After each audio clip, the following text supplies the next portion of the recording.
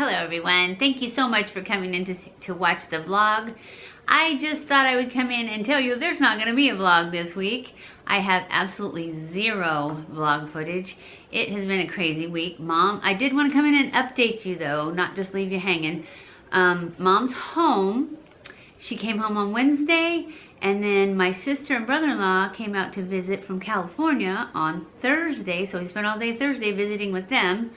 And then today is Friday, so I haven't had a chance to get any footage. She doesn't start physical therapy again, physical, occupational, and speech therapy again at home until probably the first part of next week. When I spoke to them, that's what they said, it would take them that long to get it started again.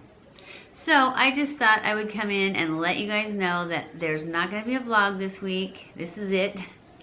And I'll see if I can do better next week, and I'll get more footage and let you see how she's doing. She's doing a lot better. She's a lot stronger.